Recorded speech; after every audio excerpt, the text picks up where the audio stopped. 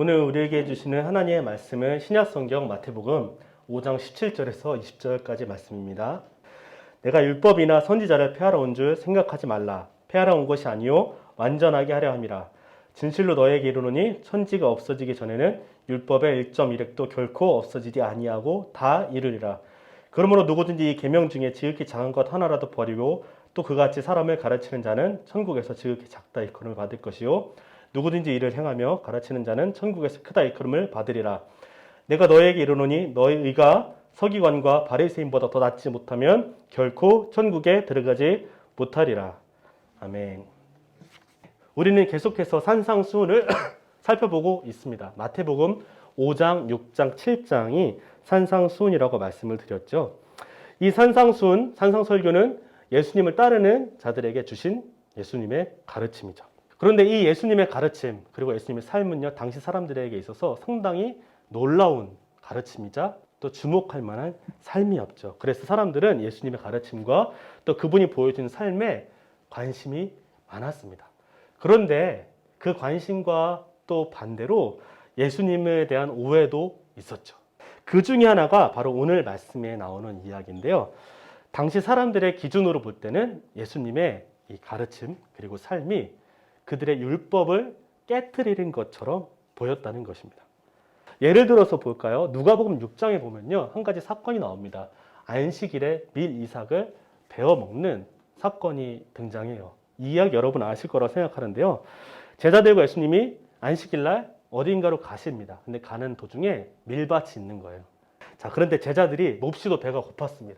손 어떻게 했냐면 밀 이삭을 먹었습니다. 근데 그 장면을 본 바리새인들이라고 하는 사람들이 예수님께 뭐라고 하는 거죠. 자, 그런데 여러분 놀라지 마십시오. 신명기 23장 25절에 보면 이렇게 말씀이 기록되어 있는데요.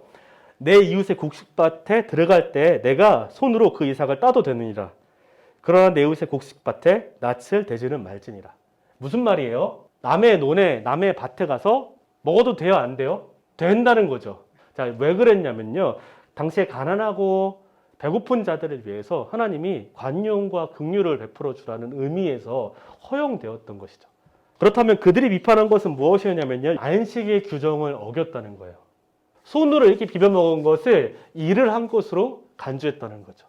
그들에게는 뭐가 중요한 거예요? 배고픈 사람의 배고픔보다는 이 그들의 생각해놓은 기준과 이 생각대로 맞추는 것이 또 훨씬 더 중요했다는 거죠. 어쨌든 예수님은 이 논쟁이 있었습니다. 그리고 예수님에게 또 하나 사람들이 했던 평가가 이거예요. 먹기를 탐하고 포도주를 즐기는 사람이요 세리와 죄인의 친구다. 정통 유대인들 당시에 좀 경건하다고 하는 사람들은요, 자신의 거룩함을 유지하기 위해서 죄인들과 어울리지 않았습니다. 그런 관점에서 볼 때 예수님의 행동은 이해되지 않는 거예요. 자, 예수님의 기적, 예수님의 가르침은 상당히 놀라운 것임에도 불구하고 예수님의 그 행동 자체는 그 유대인들 입장에서는 자신들의 전통과 율법을 깨트리는 행동으로 보았다는 것이죠. 그래서 사람들은 예수님을 율법 폐기론자로 보았던 것입니다. 자, 그런 오해 속에 오늘의 본문이 있는 거예요. 근데 이런 오해에 예수님이 어떻게 답을 하셨는지 17절입니다. 내가 율법이나 예언자들의 말을 폐하러 온 줄로 생각하지 말아라. 폐하러 온 것이 아니라 완성하러 왔다. 율법과 선지자는 사실상 구약 전체 하나님의 말씀을 의미하는 건데요. 내가 어쨌든 너희들이 가지고 있는 그 율법을 폐하러 온 것이 아니다. 뭐하러 왔대요? 완성하기 위해 오셨다. 그러면서 18절에 이렇게 말씀합니다. 내가 진정으로 너에게 말한다.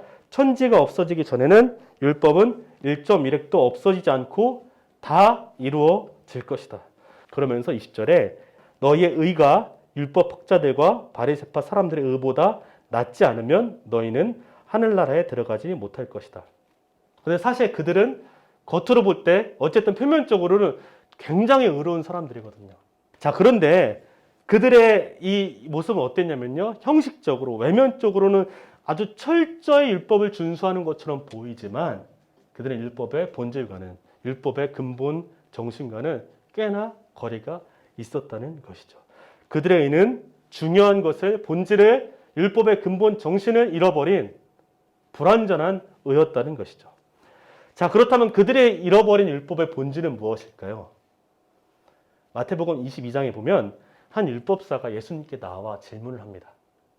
무엇이 가장 큰 계명이냐라는 질문을 해요. 22장 37절 볼까요? 예수께서 이르시되 내 마음을 다하고 목숨을 다하고 뜻을 다하여 주 너의 하나님을 사랑하라 하셨으니 이것이 크고 첫째 되는 계명이요 둘째도 그와 같으니 내 이웃을 내 자신과 같이 사랑하라 하셨으니 이 사랑이야말로 하나님의 율법의 핵심이다.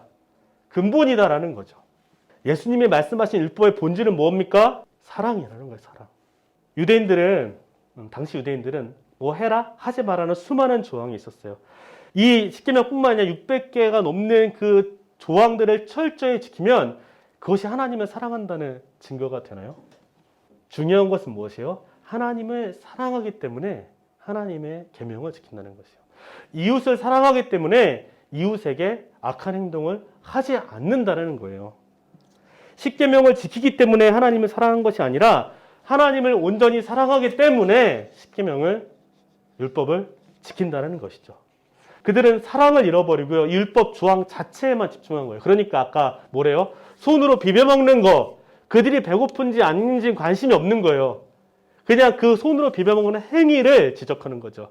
그러니까 그들은 죄인은 사랑의 대상으로 보지 않고 뭐예요? 정죄와 구별의 대상으로 봤다는 거죠.